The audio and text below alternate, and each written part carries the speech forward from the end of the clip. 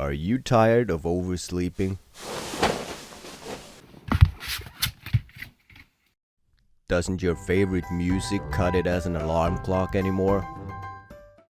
Well, that's about to change.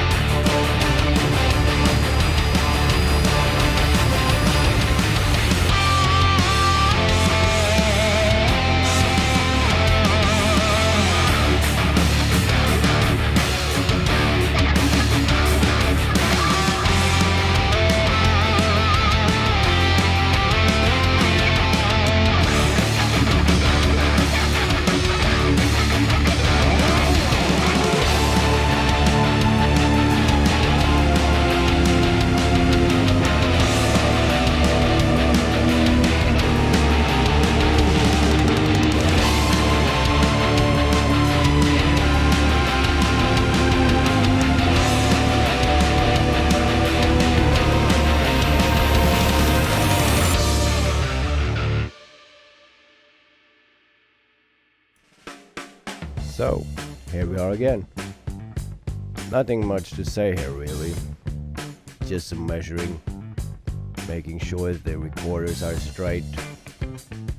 Now I already realized that this video is way too long, so let us talk a bit about how I got this idea. To be honest, I don't remember. I think I just woke up one day thinking, recorder-based alarm clock, shouldn't that be a thing? According to my wife, no. But anyhow, here we are, making one. There's a thing about recorders, or their mouthpieces, and that's that they are curving over all the axes, making it a pain in the ass to measure and make a CAD model for the CNC router. So what I ended up doing was just tracing them directly onto the top plate and routing it manually. Now, a smart person would do this before he glued the entire thing together.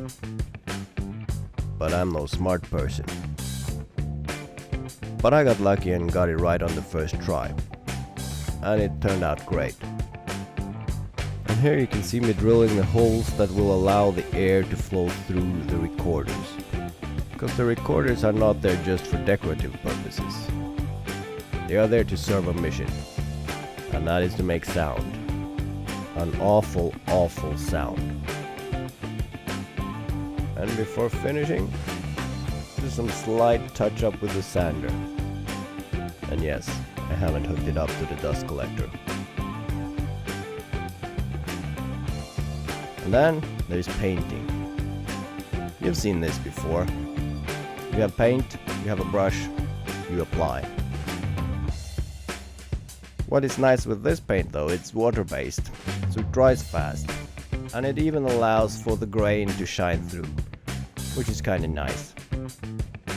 Now of course all those good features means that it's probably toxic and will be removed from the market within a few weeks, so I'll just use it as long as I can. Now let's get into the principles of the entire build.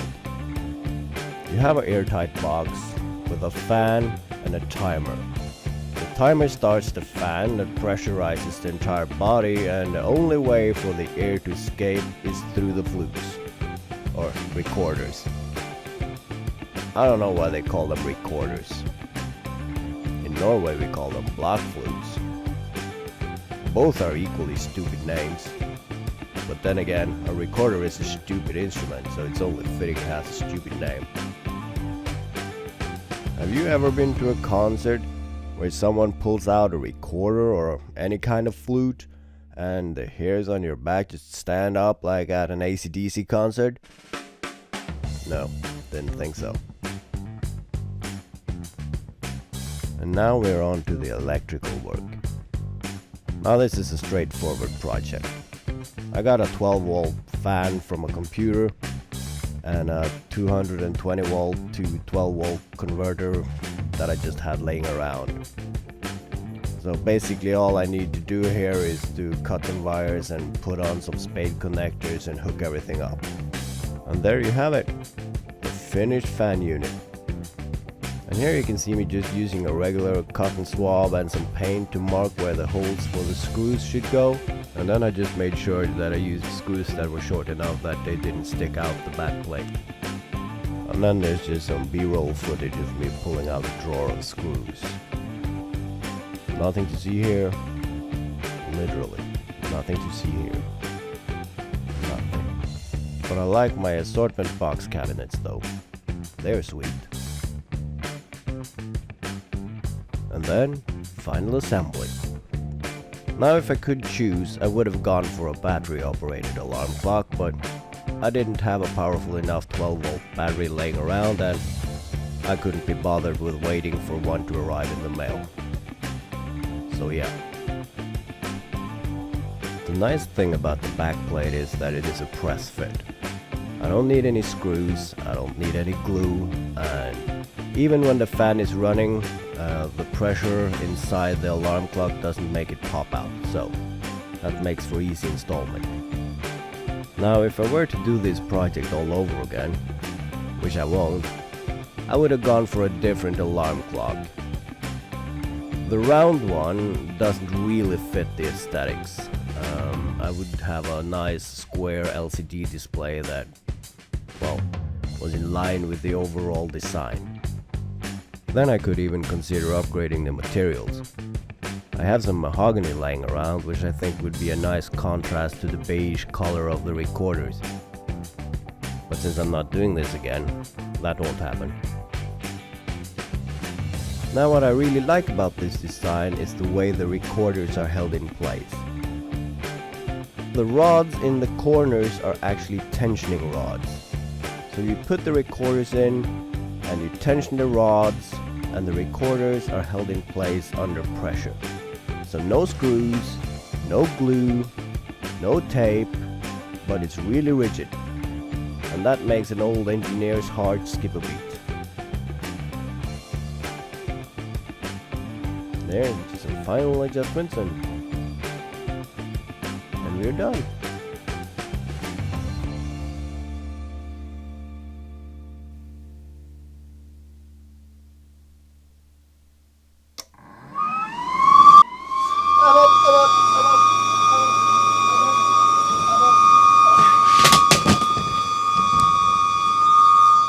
I knock the camera stand over?